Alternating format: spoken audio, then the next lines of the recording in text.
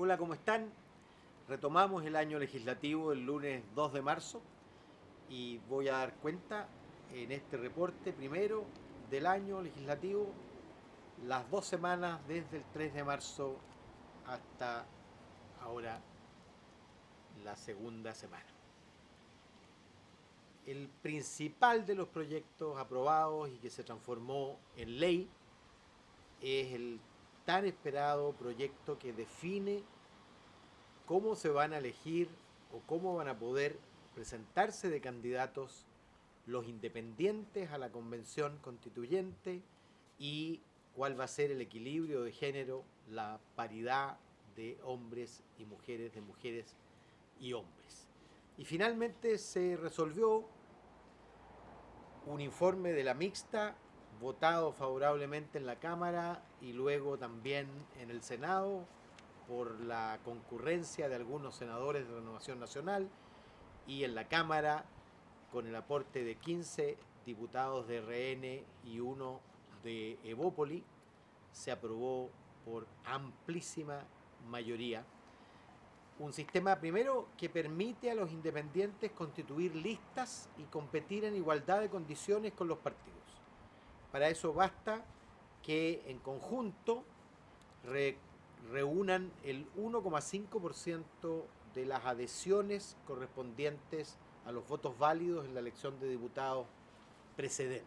Es decir, dependiendo del tamaño del distrito, dependerá cuántas firmas necesitan, pero lo más importante es que si constituyen lista van a necesitar menos firmas que si se inscribieran individualmente. Cada uno individualmente necesita el 0,4% y si se inscribe la lista entera solo el 1,5%.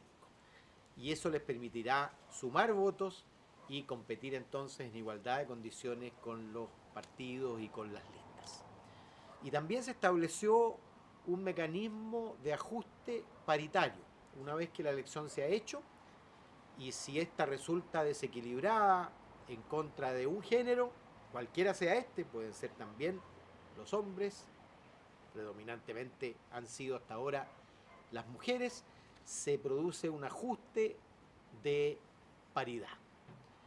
Ya lo explicaremos largamente en un comentario sobre esto, pero era muy importante asegurar la paridad de género en la instancia que va a elaborar la Constitución. Y no solo la cuota, porque uno puede esperar una, dos, tres elecciones para que haya paridad en el Congreso, pero no puede esperar ninguna elección para que haya paridad en la constituyente, porque habrá una sola constituyente y en un periodo muy largo de tiempo, porque esperamos que la nueva constitución, por supuesto, se prolongue por lo menos por los próximos 30, 40 años. Y en consecuencia se necesitaba paridad ahora. Y por lo tanto, también votamos en tercer trámite y por lo tanto, como se votó distinto o se rechazaron algunas de las modificaciones hechas por el Senado, el informe pasó a mixta de lo que se ha bautizado como el ingreso mínimo garantizado. ¿De qué se trata? De un subsidio que va desde el Estado directamente a la cuenta RUT del trabajador para compensar la diferencia que exista entre su salario líquido y los 300.000 pesos. De manera que todo trabajador, aun cuando gane el salario mínimo, si tiene jornada completa, reciba 300.000 pesos líquidos. Eso habla más o menos de 50.000 pesos de subsidio directo a la cuenta del trabajador. Son 600.000 trabajadores aproximadamente los que se beneficiarían de eso. El problema, claro, está en que ya subió el salario mínimo de 301 a 319 y en agosto seguramente va a subir a 330 o 340 y por lo tanto la magnitud de ese subsidio ya disminuyó entre diciembre y marzo y va a disminuir a partir de agosto nuevamente. Nosotros peleamos porque la cifra de compensación fuera permanente, pero en realidad el gobierno tiene la iniciativa en materia de recursos e insistió en que este era un subsidio provisorio. En realidad lo que tenemos que pelear es el alza del salario mínimo. De hecho, nosotros en la Cámara habíamos votado en contra de que éste beneficiara a los trabajadores que laboran en las grandes empresas, para forzarlas a subir ellos el salario mínimo con sus propios recursos. La verdad es que eso fue reintroducido en la Cámara Alta, en el Senado, y fue votado prácticamente por la unanimidad de los senadores, salvo una abstención, con el beneficio incluyendo a más de 300.000 trabajadores de grandes empresas. En verdad es a los trabajadores los que va directamente. Pero ya vendrá agosto, donde tendremos que definir la magnitud del salario mínimo y probablemente discutiremos la posibilidad de diferenciar un salario mínimo en las grandes empresas y en la pequeña y mediana empresa, para que este subsidio más tarde, si lo prolongamos, se focalice en la pequeña y mediana empresa, que obviamente tiene mayores dificultades para elevar el salario de sus trabajadores. También se transforma en ley un antiguo proyecto, un antiguo anhelo de varios senadores, entre ellos mi colega y amigo Eugenio Tuma, que ya no es senador, con Manuel José Osandón y otros senadores. Idearon un proyecto que experimentó muchas modificaciones y perfeccionamientos para limitar la responsabilidad de los usuarios de tarjetas de crédito y para que el peso de la prueba radique en el emisor de la tarjeta y no en el usuario a la hora de las pérdidas. Desde el momento mismo en que se notifica la pérdida de una tarjeta, todo cobro queda expresamente señalado, es responsabilidad del emisor y no del usuario. La gracia de este proyecto es que también extiende toda esta norma a todas las tarjetas de crédito, es decir, todas las del retail también caen dentro de esta categoría. El emisor está obligado a probar que tú firmaste la transacción. En fin, ¿quién no se ha enojado por recibir o ver cómo su hijo, su hija recibe una oferta por un plan incluso mejor que el que uno tiene y más barato, y a uno no le dejan renovar ese nuevo plan con ese nuevo precio? Bueno, este proyecto que fue aprobado y que pasa al Senado exige, obliga a la empresa a informar y a dar la opción de escoger el plan nuevo más barato que seguramente ha generado la empresa a partir de las condiciones de competencia, porque si no, no nos beneficiamos de la competencia. Llegan distintos actores, por ejemplo, a la telefonía celular, se ven obligados a hacer nuevos planes con nuevos precios más bajos para captar nuevos clientes y mantienen a los antiguos clientes con los precios más altos. Bueno, eso es lo que busca terminar este proyecto de ley, que fue aprobado 122 votos a favor y ninguno en contra, para que la empresa quede obligado a informar sobre planes y servicios que puedan resultarle más beneficiosos. Y por supuesto darle la... Este es un proyecto que viene del Senado, fue modificado en la Cámara y por lo tanto pasó a tercer trámite al Senado.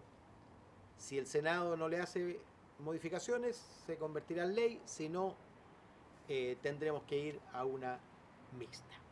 Y esto lo que hace es extender a los funcionarios públicos y municipales el procedimiento de tutela laboral contemplado en el Código del Trabajo.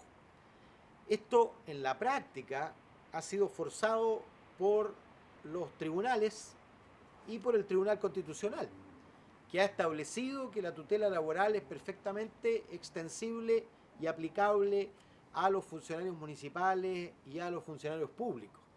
Ahora, es distinto que eso lo sancione un juez a que se convierta en ley, y por lo tanto ya no va a ser necesario ir a la justicia para reclamar la protección que implica la tutela laboral. No había, la verdad, ninguna razón para que la tutela laboral no se extendiera.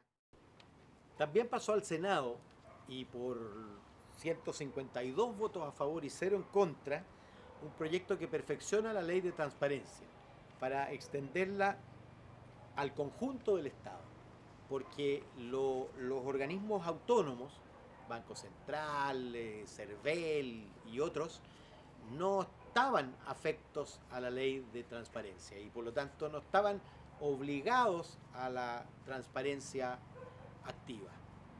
Y ahora sí se obligan, es decir, cualquier ciudadano puede acceder, primero la obligación de publicar, luego cualquier ciudadano puede acceder a la información si lo solicita y, y se establecen los mecanismos de mediación en el caso de que algún organismo se niegue a entregar determinada información.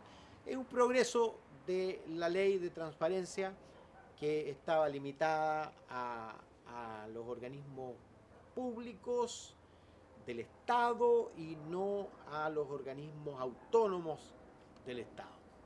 Y ahora se extiende a esos organismos. Esto se despachó al Senado prácticamente por unanimidad, 117 votos a favor y 4 abstenciones. También fue despachada al Senado una ley que modifica la ley 17.288 sobre monumentos nacionales para establecer la obligación de soterrar el cableado que pudiera afectar a los lugares declarados monumentos históricos. Esto es importante, aunque a mi parecer requiere, por supuesto aquí no viene porque nosotros no tenemos posibilidad de introducir costo fiscal a nuestros proyectos, pero esto requiere ser acompañado por una decisión del Estado. El proyecto pasó al Senado y, como les decía, establece la obligación a quien posee un monumento nacional o monumento histórico, ¿ah?, de soterrar los cables. También pasó al Senado un proyecto que tipifica el maltrato de obra a bomberos. Como se sabe, está tipificado el maltrato de obra a carabineros. Hace muy poco tipificamos el maltrato de obra a funcionarios de la salud. Y ahora extendimos eso a los bomberos profesionales, los bomberos voluntarios y también los permanentes que acuden a un incendio y de pronto son agredidos, son obstaculizados, en fin, en las situaciones caóticas que generan estas circunstancias, pero es muy importante que darle a bomberos, que es un apostolado, un voluntariado sacrificado de servicio público, darle mínimas garantías y por supuesto sanción a quien ejerce maltrato de obra e impide la acción. También terminamos el primer trámite y en consecuencia despachamos al Senado un interesante proyecto que consagra el permiso laboral para concurrir a reuniones académicas de hijos o pupilos, es decir, establece la obligación del empleador de permitir indistintamente a padres o madres el permiso laboral para, con frecuencia determinada, asistir a las reuniones convocadas por sus profesores al establecimiento educativo de sus hijos o pupilos. En concreto, lo que establece es que ese permiso debe ser otorgado a lo menos 4 veces al año durante 3 horas, ocupando 3 horas de su jornada laboral en cada una de esas ocasiones. Esto tiene que ver, por supuesto, con la corresponsabilidad parental, que es tan importante para la verdadera igualdad entre hombres y mujeres frente a la sociedad. Como decían antaño, democracia en el país y democracia en la casa. Después de varios meses de discusión y de tramitación legislativa, despachamos finalmente el proyecto que moderniza la franquicia tributaria y modifica fondos públicos y el rol del CENSE. Se despachó al Senado, que iniciará seguramente un trámite igualmente profundo. Esto responde a un diagnóstico de la situación de capacitación en general, no pertinente en muchas ocasiones y centrada en el desarrollo de las capacidades del trabajador para la empresa y no para el trabajador y su potencialidad de empleabilidad futura. Y la verdad es que los recursos se terminan gastando a última hora y de mala manera.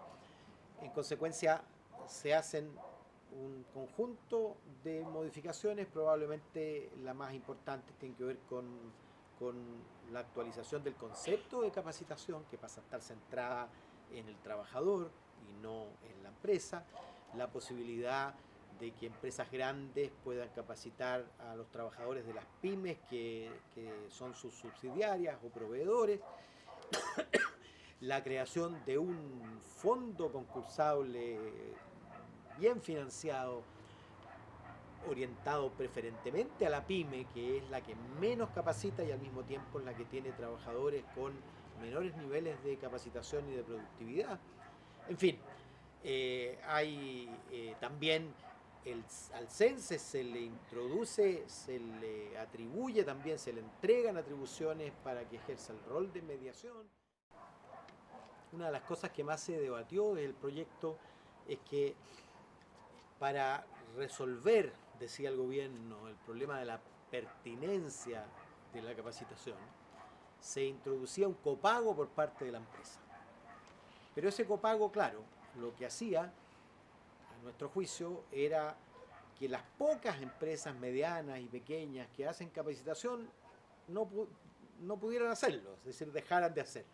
Y en consecuencia, de ese copago fueron eximidas todas las empresas con ventas menos de 50.000 UF anuales, de manera que el copago quedó situado en la gran empresa con el propósito de que esa capacitación sea pertinente y no se gaste ese recurso, que finalmente es un recurso público, en capacitación impertinente que no conduce verdaderamente al perfeccionamiento del trabajador ni para elevar la productividad en su empresa, ni tampoco para elevar su capacidad de empleabilidad.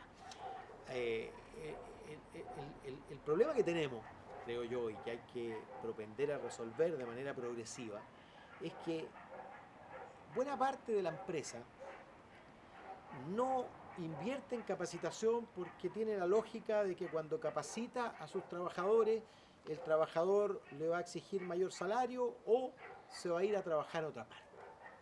Y por eso que la acción del Estado en la capacitación es tan importante, para que esté centrada en las capacidades del trabajador y no exclusivamente en las necesidades puntuales de una empresa en particular. Esto además es cada vez más relevante porque ya no van a existir, como existían antaño, los trabajadores que parten a los 15 años y terminan a los 65 en la misma empresa. Hoy día un trabajador cualquiera va a tener 10 o 15 empleos en su vida y por lo tanto lo que importa es su bagaje intelectual, laboral, de capacitación para ir adaptándose por lo demás y adecuándose a las necesidades cambiantes del desarrollo productivo. En particular, además, en esta fase en que todos los trabajadores están amenazados por un proceso de automatización en curso.